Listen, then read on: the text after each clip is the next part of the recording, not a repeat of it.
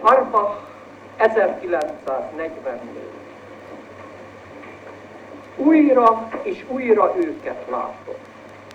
A hold süt, és egy rúd mered, s a rúd elé emberek fogva húznak egy roppant szekeret. Vonják a növő éjszakával növekvő óriás kocsik, a testükön a por, az éhség és reszketésük osztozik. Viszik az utat és a tájat, a fázó krumpli földeket, de mindennek csak súlyát érzik a tájakból a terheket, csak szomszédjuk esendő testét, mely szinte beléjük tapad, amint eleven rétegekben egymás nyomában inganak. A falvak kitérnek előlük, és félreállnak a kapuk. Elévük jött a messzeség, és megtántorodva visszafut.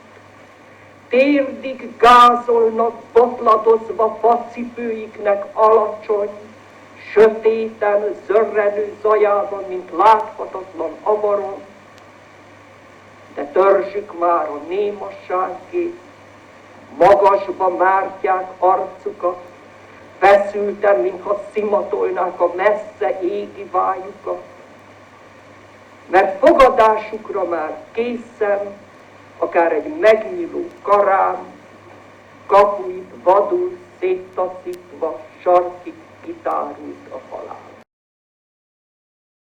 4 soros. Alvó szegek a jéghideg homokban, plakát magányban ázó éjjelek. Égve hagytad a folyosón a villanyt, ma ontják véremet. Apokrif. Mert elhagyatnak akkor mindenek. Külön kerül az egeké, s örökre a világ végi esett földeké, s megint külön a kutyaólak csöndje, a levegőben menekvő madárhad, és látni fogjuk a kelő napot, mint tébolyult pupilla néma, és mint figyelő vadállat, oly nyugodt,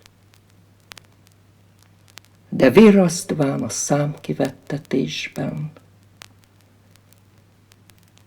mert nem alhatom akkor éjszaka. Hányódom én, mint 1000 levelével, és szólok én, mint éjidőn a fa. Ismeritek az évek vonulását, az évekét a gyűrött földeken, és értitek a mulandóság ráncát. Ismeritek törődött kézfejem, és tudjátok nevét az árvasságnak, és tudjátok, miféle fájdalom tapossa itt az örökös, sötétet, hasadt patákon, hártyás lábakon.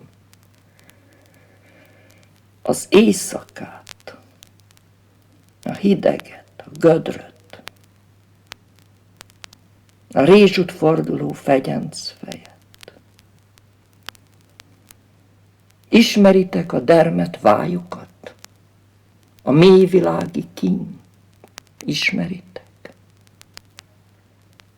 Feljött a nap,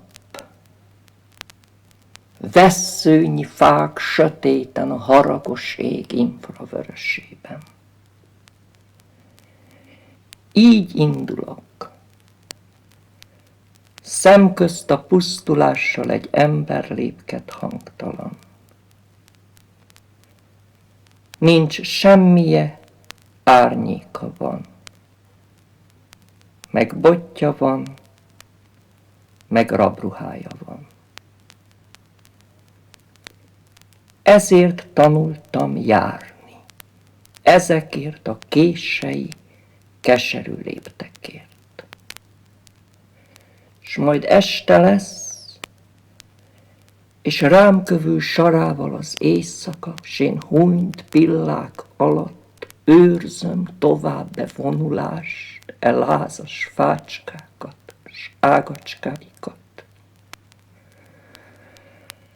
Levelenként a forró kicsi erdőt. Valamikor a paradicsom állt itt. Félálomban újuló fájdalom hallani óriási fájt. Haza akartam, hazajutni végül, ahogy megjött ő is a Bibliában. Irtóztató árnyom az udvaron, törődött csönd, öreg szülők a házban, s már jönnek is,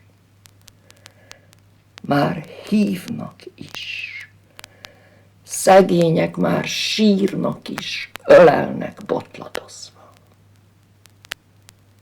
Visszafogad az ősi rend. Kikönyöklök a szeles csillagokra. Csak most az egyszer szólhatnék veled, kit úgy szerettem. Év az évre. De nem lankadtam mondani, mit kisgyerek sír deszkarésbe. A már-már elfuló reményt, hogy megjövök és megtalállak. Torkomban lüktet közeled, riadt vagyok, mint egy vadállat. Szavaidat, az emberi beszédet én nem beszélem. Élnek madarak, kik szív szakadva menekülnek mostan az ég alatt, a tüzes ég alatt. Izzó mezőbe tűzdelt árva lécek és mozdulatlan égő ketrecek. Nem értem én az emberi beszédet, és nem beszélem a te nyelvedet. Hazátlanabb az én szavam a szónál, nincs is szavam.